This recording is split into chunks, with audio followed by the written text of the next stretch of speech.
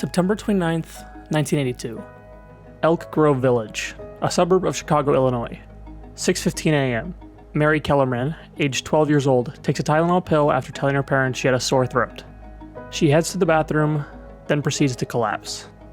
Her parents rush her to Alexian Brothers Medical Center, where she is pronounced dead at 9:56 a.m. She died almost 3 hours earlier, around 7 a.m. when she collapsed in the bathroom. She had ingested between double and 10 times the lethal amount of potassium cyanide. She was only one of the 7 victims of the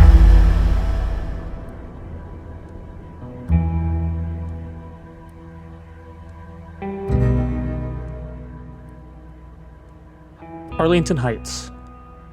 Adam Janus stayed home from work under the assumption that he was coming down with a cold. He picked his kids up in the early afternoon from preschool and stopped to get Tylenol on his way back.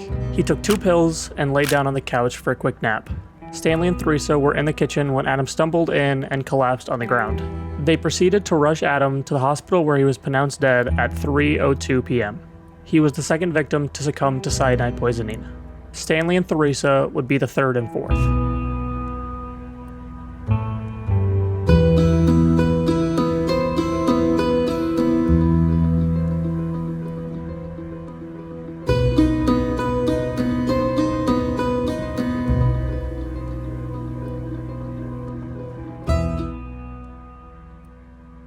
In total, there were 7 victims of the Tylenol murders. 12-year-old Mary Kellerman, 19-year-old Theresa Janus, 25-year-old Stanley Janus, 27-year-old Adam Janus, 27-year-old Mary Rayner, 35-year-old Mary McFarland, and 35-year-old Paula Prince.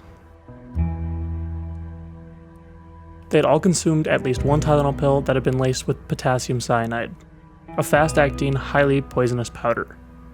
These bottles of Tylenol had been purchased at various pharmacies and retail stores around the Chicago metropolitan area. 2 bottles were bought from Jules Foods locations, 1 in Arlington Heights, and 1 in Elk Grove Village.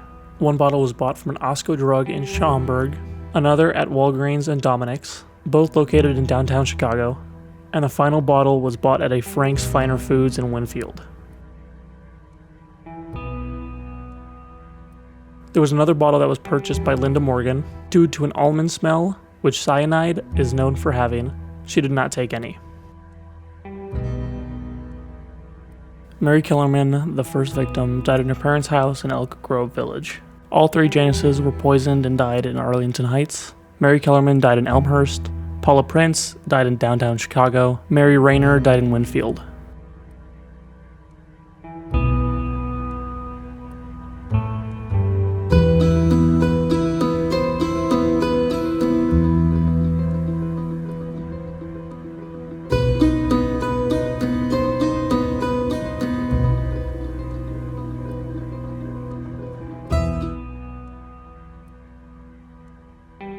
On October 1st, 1982, the Food and Drug Administration, or FDA, warned customers to stop taking extra-strength Tylenol until investigators could trace the source of the cyanide-laced pills. McNeil Consumer Products, a division of Johnson & Johnson, recalled the second batch, which expanded the total recall to more than 264,000 bottles, which all contained 50 pills each. The total amount of bottles recalled was approximately 31 million, causing Johnson & Johnson to lose around $100 million. Adjusted for inflation, that is about $320 million.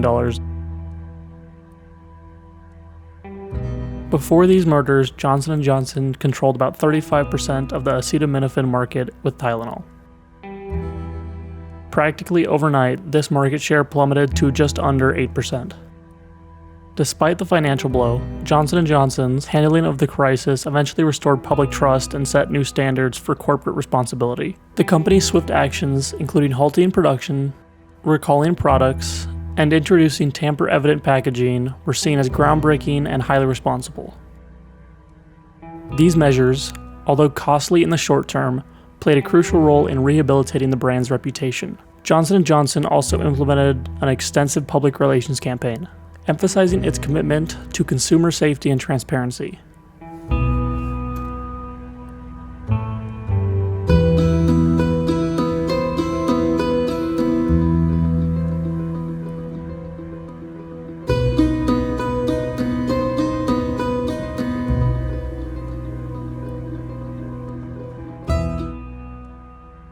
Shortly after the killings, James Lewis sent an extortion letter to Johnson & Johnson demanding $1 million to, quote, stop the killings, unquote.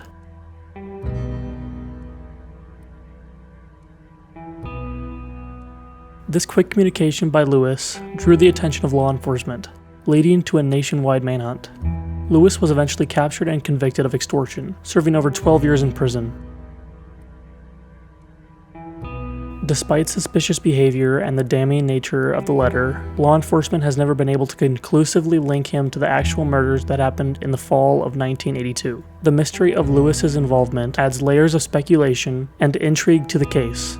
His extortion attempt against Johnson & Johnson could have been a deliberate act to exploit the situation of 7 murders for financial gain, or he could have played a more direct role in the murders. In a 2008 investigation tape, Lewis explains how if someone had the right materials, they could lace the pills and get away with it. Open the lid with a paper clip. Paper clip goes underneath it, you lift. The lid's like this. It hooks over on the end, you take a paper clip, put it in there, lift it up. Okay. I see what you're saying there. Now, It's a much easier way, if it's in real life, it's a much easier way to open a bottle. Okay, so this is folded over. You got your box. This is folded over, you just simply put your paper clip.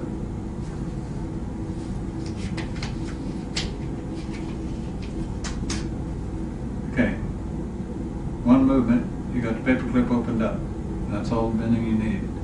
There's your hook for picking up the cotton. This will lift, reach underneath here, lift this up, pull it out of the box. Yeah, I mean, the person could not had wear something in their hands.